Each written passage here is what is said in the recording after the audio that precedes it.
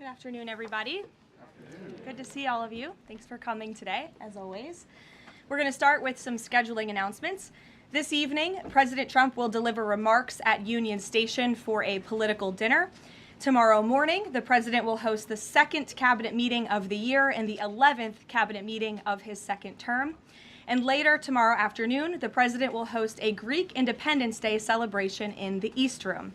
On Friday, the president will celebrate National Agriculture Day alongside nearly 1,000 farmers who are coming in from across the country for the first event of the season on the South Lawn, so pray for good weather, to highlight the president's successful policies in support of America's farmers, including efforts to lower input costs, open new trade markets, bolster the farm safety net, double the death tax exemption, end taxes on rural property loan interest, and create rural opportunity zones.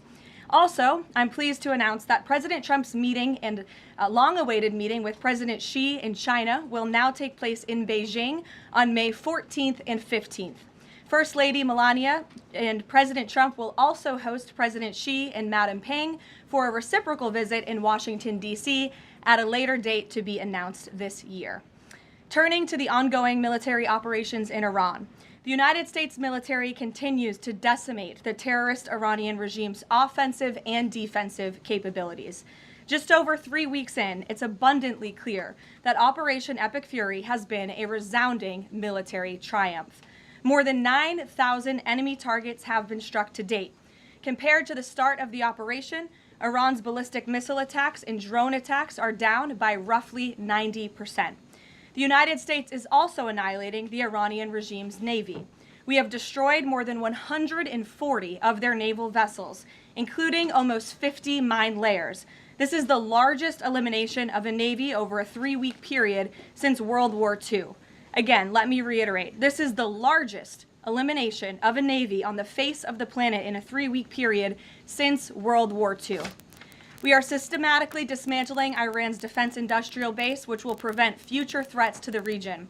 Our military also remains laser-focused on eliminating the regime's threat to the free flow of energy through the Strait of Hormuz. Over the weekend, we dropped several 5,000-pound bombs on an underground facility used to store equipment, including anti-ship cruise missiles and mobile missile launchers positioned along the coastline of the strait. Our military efforts grow more successful with each passing day, steadily degrading Iran's ability to terrorize merchant ships. For all of these reasons, we are very close to meeting the core objectives of Operation Epic Fury, and this military mission continues unabated. From the outset, President Trump and the Department of War estimated it would take approximately 4 to 6 weeks to achieve this critical mission. 25 days in, the greatest military the world has ever known is ahead of schedule and performing exceptionally. Day by day, the Iranian regime is being crippled, and their ability to threaten the United States and our allies is being significantly weakened. Their ambitions of building a nuclear weapon have also been crushed to an even greater degree than they were in Operation Midnight Hammer in June 2025. That's why you're beginning to see the regime look for an exit ramp. They recognize they are being crushed, their ability to attack American and ally forces, as well as their ability to defend their own territory is dwindling literally hour by hour. Following President Trump's powerful threat on Saturday evening, it was made clear to the United States that Iran wanted to talk. President Trump is willing to listen. As President Trump announced on Monday, the United States has been engaged over the last 3 days in productive conversations, which led the president to temporarily instruct the Department of War to postpone planned strikes against Iranian power plants and energy infrastructure only.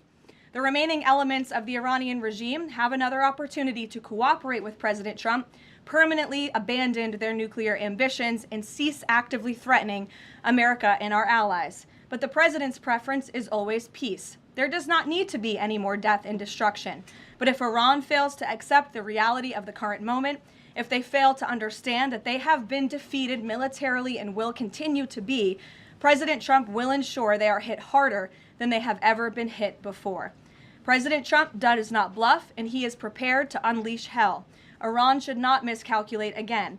Their last miscalculation cost them their senior leadership, their Navy, their Air Force, and their air defense system. Any violence beyond this point will be because the Iranian regime refused to understand they have already been defeated and refused to come to a deal. Here at home, we are now on day 40 of the Democrats' shutdown of the Department of Homeland Security. Democrats in Congress are forcing American travelers to wait in hours-long lines at airports across the country, robbing TSA officers and other federal workers of their hard-earned paychecks that they use to feed their families, and causing billions of dollars in damage to our economy. A father of 3 recently told CBS News that he felt he had no other choice but to quit his job as a TSA officer and find other work as the Democrats' shutdown of DHS continues. This is the quote from the father, and I encourage everyone to listen. "I think the hardest thing is seeing the struggle that my wife was going through and not trying to bring more stress to her," the father of 3 said, "but seeing her cry every night, how am I going to feed my family? How am I going to survive?" For the Democrats in Congress, the cruelty of this shutdown is the point. Nearly 500 TSA officers have quit since the Democrat shutdown began. President Trump, to alleviate this pressure, made the decision to send some of our amazing ICE agents to help alleviate that stress and address the long wait times.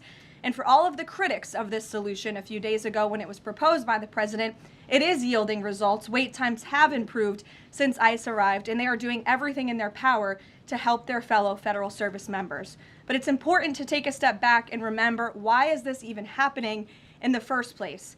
For nearly 6 weeks, Democrats in Congress have kept DHS shut down because they care more about illegal aliens than American citizens. You have Democrat elected representatives in states across the country who are willing to inflict massive pain on their own constituents to fight for illegal aliens who broke our nation's laws to come here. In recent days, we saw the deadly consequence of this deranged policy of Democrat open borders and an illegal alien-first agenda. A beautiful 18-year-old girl, Sheridan Gorman, she was shot and killed in Chicago last Thursday morning while walking in a park with friends. The suspect in custody for murdering her is a Venezuelan illegal alien who was caught and released at the border by the Biden administration in May of 2023. Why would the Biden administration catch and release a Venezuelan illegal alien? That is not happening anymore under this president. But there are still tens of thousands, if not millions, of these illegal aliens in our country who seek to do harm to innocent Americans, like this beautiful young woman whose family will now never be the same because of her death. To make matters even worse, this monster was also released from local custody again after a shoplifting arrest, where? In the sanctuary city of Chicago in June of 2023. Again, another innocent American citizen had her life stolen from her because Democrats embrace reckless open border policies and reckless sanctuary city policies, which put criminals back into American communities. How many more Americans have to die before the Democrats end this madness? President Trump's position is very clear. He wants the federal government opened, he wants the Department of Homeland Security funded, and he wants the Democrat shutdown to end immediately. The president will also continue to call on Democrat leaders in sanctuary cities and states like J.B. Pritzker, where this young, beautiful girl was murdered, to cooperate with ICE and stop releasing illegal alien criminals into American neighborhoods. It is for the safety of every American citizen, including all of the people in this room. With that, I will take your questions, and here in our new media seat today, we have Gabe Fleischer. Thanks, Caroline. Thanks, Gabe, for being here. Thank you. I have 2 questions for you. First, if the war in Iran continues past this current round of peace talks, and with thousands of troops on their way to the Middle East, is there a point, either a number of ground troops or a number of days, at which the president will consider seeking authorization from Congress? Well, as you know right now, that formal authorization from Congress is not necessary because we're currently in major combat operations in Iran. The Department of War and the President, as I said, estimated about a 4 to 6 week timeline for the full completion of these military combat operations. We're again on day 25 today. And as a courtesy, nevertheless, the administration did notify Congress, the Gang of 8, ahead of the launch of the operation 25 days ago. And we've also had our top national security officials go to Capitol Hill to brief lawmakers, again, out of courtesy and out of respect for them. So at this moment, it's unnecessary, but of course, the President in this administration will always abide by the law. Gabe, or do you have a follow-up? Yes. Sure, go ahead. Second question, in my reporting, speak a lot to young voters, many of whom voted for President Trump for the first time in 2024, hoping to have no more wars and to have lower prices. Now, with the war taking place and with gas prices going up, curious what President Trump's message would be to those voters who kind of swung into his coalition in 2024, but maybe don't feel the administration's going as they had expected. President Trump is doing this for you. He's doing this for young people so that we are no longer threatened by a rogue terrorist regime in the Middle East that seeks to kill the brave men and women who serve in our country in the Middle East, many of them young people themselves, young men and women who serve this country honorably in uniform and have been threatened, killed, and maimed by the rogue Iranian terrorist regime for 47 years. President Trump finally had the courage to step up and do what's right by our national security, our homeland security. As for the temporary short-term fluctuation in gas prices, the president has said once these combat operations are over, this administration is going to continue to unleash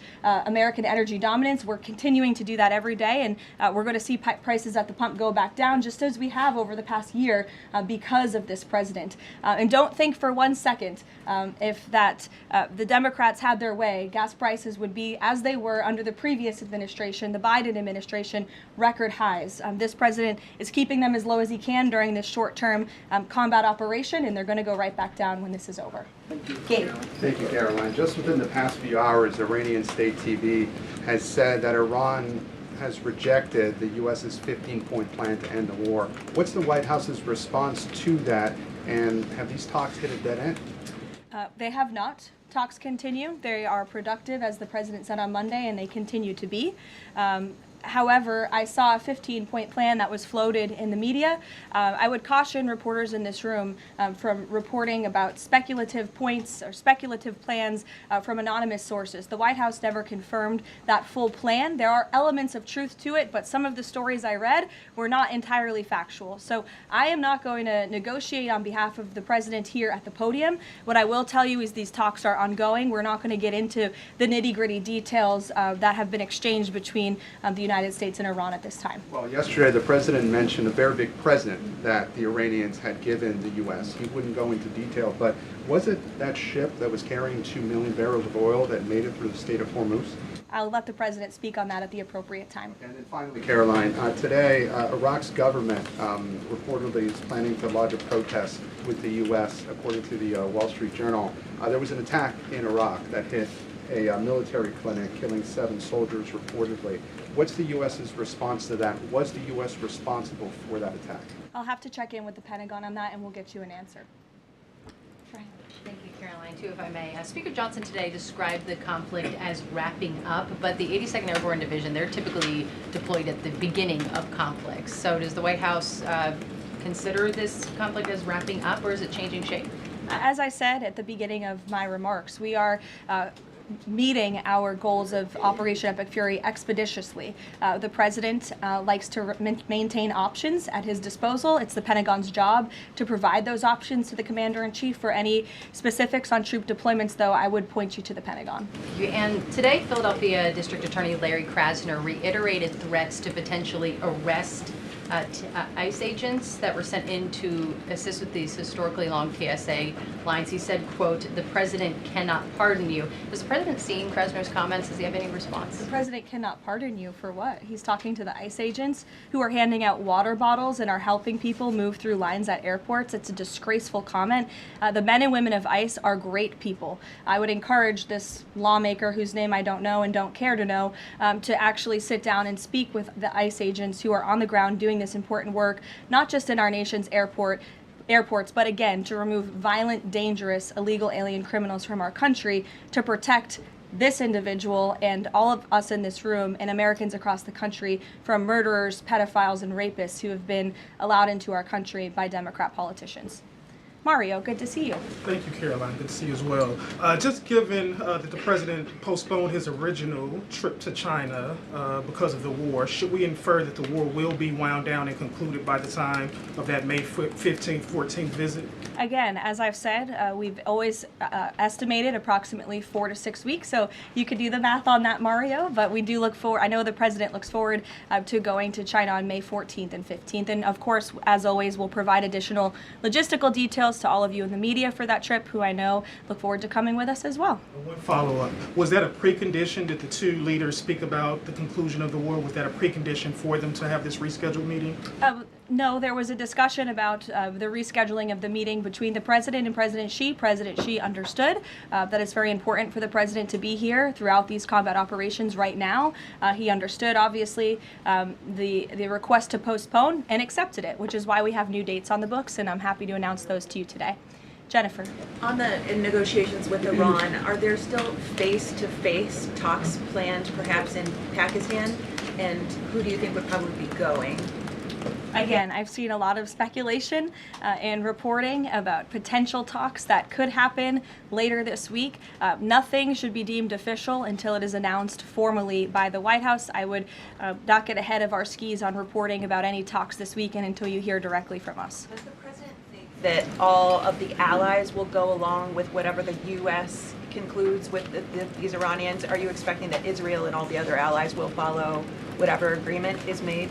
I think the president has shown that he is absolutely the leader of the free world, the head of the most powerful military in the world, and in various examples, so the 12-day war between Iran and Israel, the ceasefire between Israel and Gaza, the president has shown a very unique skill at getting our allies to get on board with what's in the best interest of the United States, but also the world in cases of foreign policy like this. Ed. Yeah, thanks, Carolyn. So, is there a time frame as to when the first oil tanker can go through the Strait of Hormuz freely? It's a very good question, Ed. I don't have a specific timeline for you today, but it's obviously something the administration is working towards as quickly as we can. And with respect to oil, as you know, the administration has taken a number of actions to stabilize the markets. We directed the U.S. DFC to offer reasonably priced political risk insurance for takers through the strait. We issued that temporary waiver to allow countries to purchase sanctioned Russian oil to alleviate global pressures. We're working with the IEA to coordinate the release of another 400 million barrels. We issued that 60-day Jones Day Act waiver. And then just today, EPA Administrator Lee Zeldin, if you missed it, in consultation with the Department of Energy, announced a temporary emergency fuel waiver to allow nationwide sales of E15, gasoline blended with 15% ethanol, to remove all federal impediments to selling E10 gasoline across the country. The emergency fuel waiver will temporarily waive the summer low volatility requirements and blending limitations for gasoline to provide additional flexibility to the fuel marketplace. So as far as tankers through the strait, something we're tracking very closely, but obviously the administration is coming up with creative new solutions by the day to keep the price of oil stable, something the president wants to see. And I know Secretary Bessent, Secretary Wright, Secretary Burgum, EPA Administrator Zeldin are all working together closely to find ways to do that. The president gave that 5-day timeline for pause in operations. Would a tanker going through the Strait of Hormuz be one of the conditions that he would extend that? That's only something the President of the United States can answer. I won't get ahead of him. How about on TSA? Can I ask you about the TSA lines? Sure. Are the TSA lines, that we've all seen the video of that from various airports, is that going to be what ends the stalemate in Congress to get DHS funded? Well, look, it's the Democrats who have led to this stalemate over the past 6 weeks. The president and the Republicans' position has been very clear. Fund the Department of Homeland Security.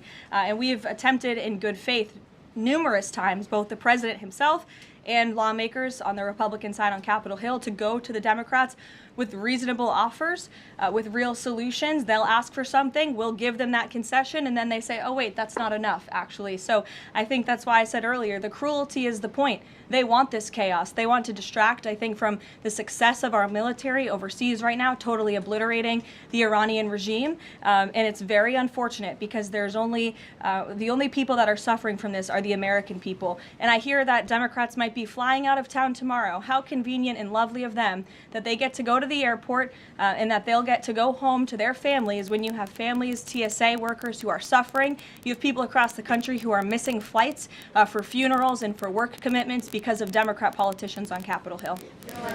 Mary, in the back. Thanks, Caroline. Glad to see you have a seat now. I do. Thank you. Is the White House satisfied with Republican leadership's efforts on the Save America Act? I think the president has made it very clear he wants everyone on Capitol Hill to move as quickly as possible to get the Save America Act passed, and he wants to see that legislation on his desk as soon as Republicans and Democrats can move to pass it. But are there any lawmakers in Congress that the president is frustrated with on this matter and feels could be doing a better job? I think the president wants to see everybody on Capitol Hill move faster all the time. That he wants everyone in this town to work at Trump speed like we do here at the White House. We'll go to Karen. Two questions on Lebanon, if I can. Is the U.S. providing support at this point for Israel's ongoing offensive in Lebanon? And is the president concerned that right now there are more than 1 million people who've been displaced and potentially could be for a significant amount of time? That's not something I'm in a position to comment on for the first question. To the second question, of course, that's something that would concern the president. I think that's why he's again quickly moving to eliminate the threat of the Iranian regime in the Middle East, including weakening their proxies like Hezbollah, who have terrorized Lebanon for far too long. And I know that the president wants to see this, again, move as quickly as possible as we can over the course of the next couple of weeks here. Kristen. Thanks, Caroline. A question about the Strait of Hormuz. If these negotiations are not successful, is the only option to reopen the strait in boots on the ground, given that all of our allies have essentially said that they are unable or unwilling to help? Look, that's a hypothetical question. It's a hypothetical question. It's also a decision that would have to be made by the commander-in-chief, and I'm not going to get ahead of him. And in addition to that, when it comes to the Vice President, J.D. Vance, what has changed that has made him more of an active participant in these negotiations with Iran? I don't think anything has changed. The Vice President has always been a key member, the President's right-hand man, and a key member of the President's national security team. He's been part of these discussions throughout this entire course of the administration with respect, again, to the 12-day war that the President and his national security team negotiated a solution to, with respect to the ceasefire between Israel and Gaza and the release of the hostages, which there was a lot of criticism that couldn't get done, and it did. The Vice President has been by the President's side every step of the way, and any reporting otherwise is just completely false. I see him in the room. Again, the President seeks his counsel on all matters, both foreign and domestic. Can you just tell us who exactly the U.S. is negotiating with in Iran and why the U.S. and this administration trusts that person? Again, as I said to Gabe's question earlier, we're not going to get into the details of these negotiations and conversations that continue to take place. As of course you can imagine, they are very sensitive diplomatic discussions. And I would reiterate, I do recall giving all of you the same answer when we were negotiating the ceasefire between Israel and Gaza. Gave you the same answer throughout the 12-day war between Iran and Israel. Gave you the same answer with respect to many of the other global conflicts that this administration has negotiated solutions to.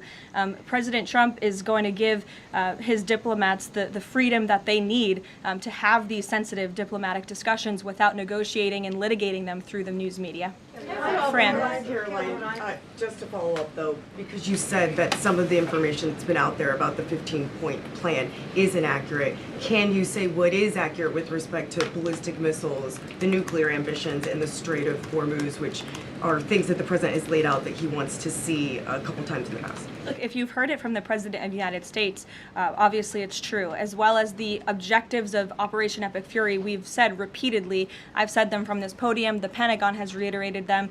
That's why we've taken military action to achieve them. So of course, those are goals that we want to see, but this full 15-point plan that's been floating around in many of your outlets, there's a lot of misinformation to that as well. And again, I would caution you from taking things from anonymous sources rather than verifying them directly with the White House.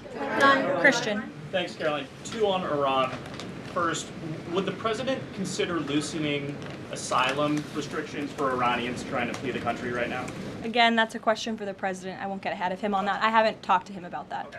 And then secondly, you mentioned at the top that Iran would be hit harder than they have been to this point if they don't recognize the fact that they're losing this war.